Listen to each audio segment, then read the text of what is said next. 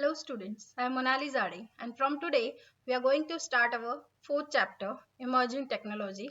In this chapter we are going to study different emerging technologies such as 5G, AI, cloud computing and Internet of Things. So let's get started.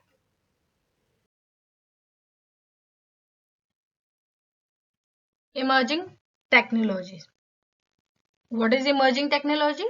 It is a term generally used to describe new technology, but it may also refer to the continuing development of an existing technology. Why emerging technologies are used?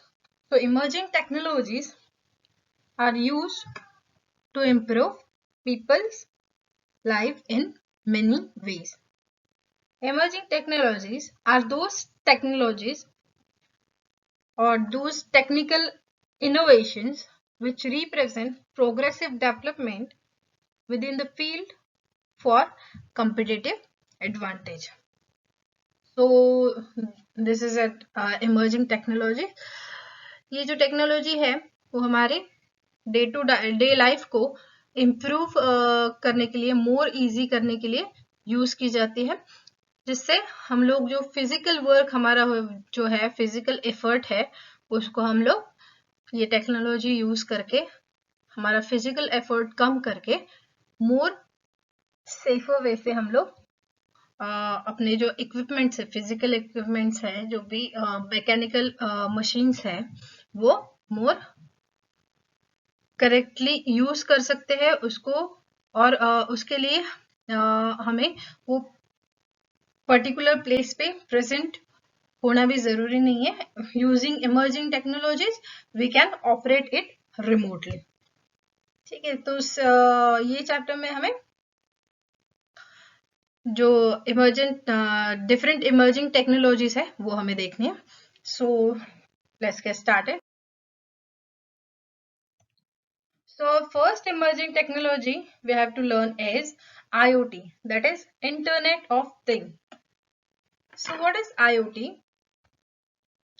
Internet of Things, IoT, describes the network of physical objects, things that are embedded with sensor, software and other technologies for the purpose of connecting and exchanging the data with other devices and systems over the internet. That is, it is a network of physical devices, vehicles, home appliances and other items embedded with electronic software, sensor, actuators and connectivity. तो ये सब use करके हम लोग हमारी day to day life को improve कर सकते हैं. जो फिजिकल डिवाइसेस है, जो मशीन्स है, व्हीकल्स है, सम होम अप्लायंसेस हमारे, जैसे हमारा एसी हो गया, हमारा टेलीविजन है, तो इन सबको एक सॉफ्टवेयर से कनेक्ट करके या फिर सेंसर से कनेक्ट करके उसको हम लोग ऑपरेट कर सकते हैं यूजिंग आईओटी. हम लोग उसको रिमोटली ऑपरेट कर सकते हैं. तो अल्टीमेटली क्या होगा, अगर हम लोग ये सब जो एप्लीकेशन है अगर हम लोग रिमोटली एक्सेस करेंगे तो वो मोर एफिशिएंटली वर्क करेंगे, और मोर एफिशिएंटली वर्क करेंगे इसका मतलब क्या है कि हमारा जो ह्यूमन रिसोर्स है या फिर मैन पावर है वो कम लगेगा, क्योंकि हम लोग ये रिमोटली एक्सेस कर सकते हैं. अगर ये मशीन वर्क कर रहा है तो मशीन जब वर्क करेगा तो जो मिस्टेक्स है वो भी कम होगी. तो ये सब जो है एडवांटेजेस है आईओटी के कि मिस्टेक्स कम होगी. तो अल्टीमेटली हम लोग का जो ह्यूमन एफर्ट है वो ये आईओटी रिड्यूस करेगा.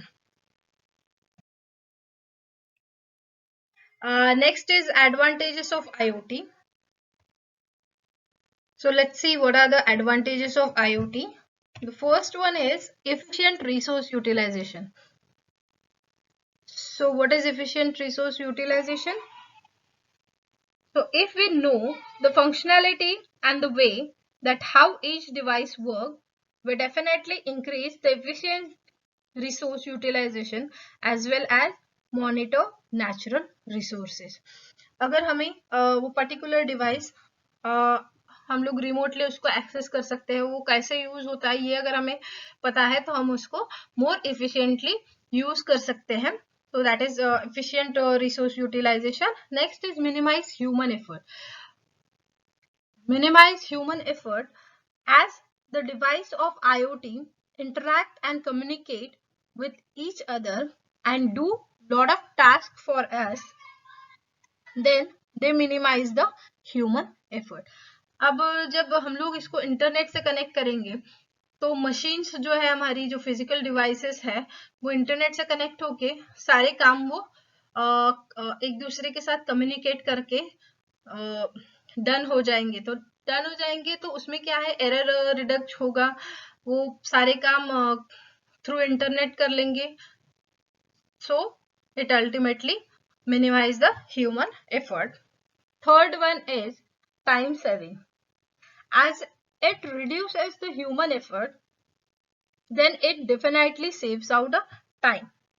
जैसे अगर ह्यूमन का एफर्ट कम हो जाएगा, मशीन्स वर्क करेंगी ऑटोमेटिकली, तो क्या होगा, अल्टीमेटली टाइम जो है वो टास्क के लिए जो लगेगा वो सेव होगा.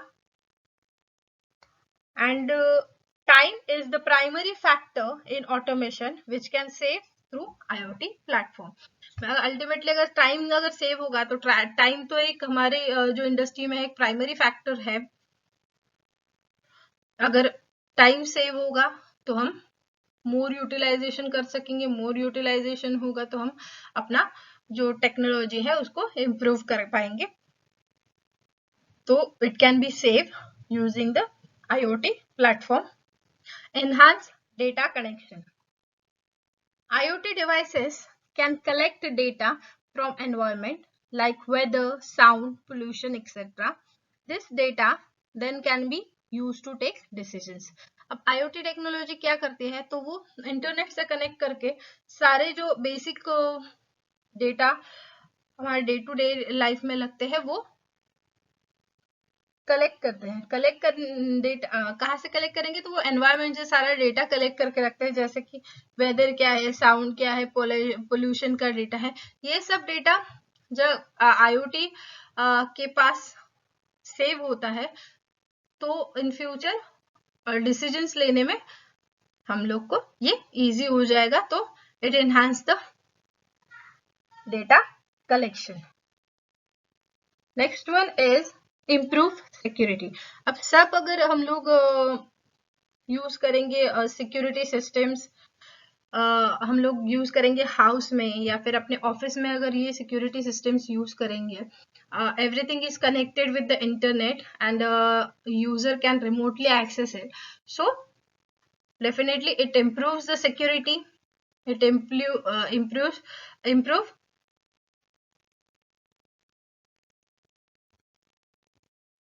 security system to make our home or office environment secure. So these are the advantages of IoT. Next we will see disadvantages of Internet of Things. What are the disadvantages of Internet of Things? First one is privacy. अब how it affects to privacy. तो internet से connect करने के लिए या फिर use करने के लिए IoT क्या करता है, सारा जो डेटा है वो कलेक्ट करके रखता है अपने पास. तो अल्टीमेटली जो यूजर का डेटा है उसे स्टोर करके रखना पड़ेगा कहीं पे. अब जो वो डेटा स्टोर करके रखता है वो अल्टीमेटली इफेक्ट कहाँ पे करेगा, तो यूजर की प्राइवेसी पे करेगा. Even without the active participation on the user, the IoT system provides substantial personal data in maximum details. Next disadvantage is complexity. The designing, development, maintaining and enabling the large technology to IoT system is quite complicated. जो large systems है, जो if it is limited to our home or office, then it is okay. But when the Internet of Things network is used to secure more than one offices or connect more than one offices or a larger larger technology, or it is used to secure the larger technology, then it is quite complicated. So it is the main disadvantage of IoT, that is complexity.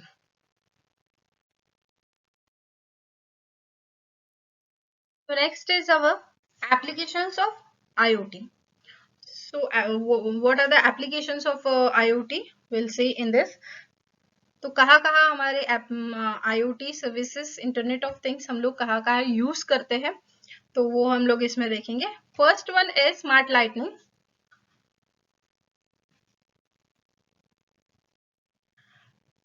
Illumination of light is controlled on the basis of daylight. तो day light के basis पे हम लोग lightning का effect जो है वो हम लोग कंट्रोल कर सकते हैं using internet of things. Next one is smart thermostat. allows user to schedule, monitor and remotely control home temperatures. तो होम का जो टेम्परेचर है वो यूजर रिमोटली उसको एक्सेस कर सकता है, उसको मॉनिटर कर सकता है या फिर शेड्यूल कर सकता है remotely. Next one is smart locks and garage door openers.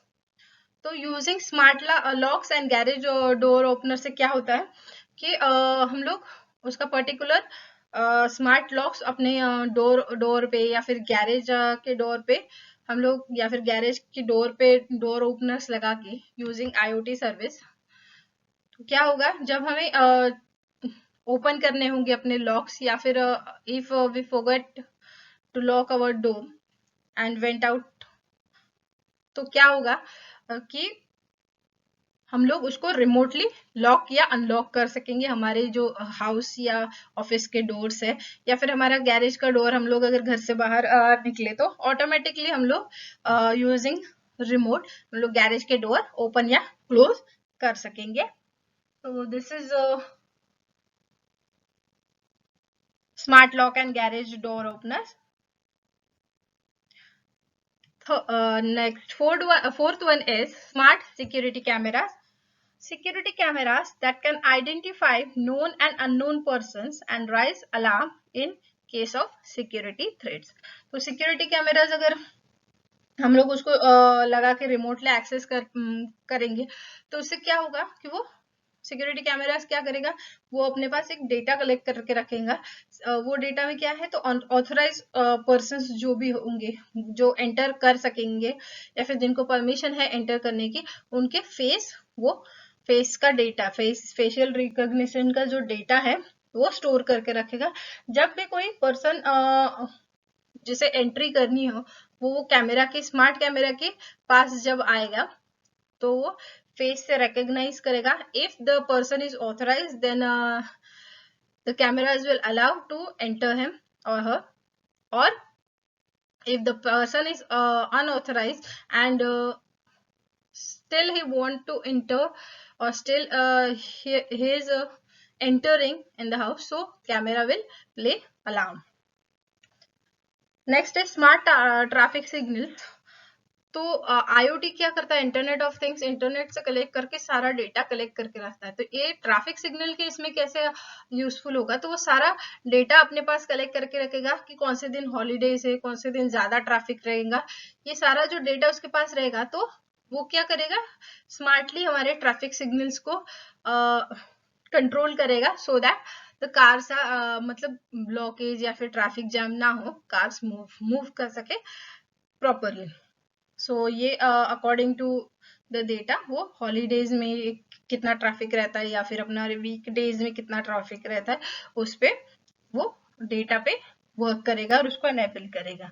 So this is our smart traffic signals that can adjust their timing to accommodate commutes and holiday traffic and keep cars moving. So these are the applications of IoT.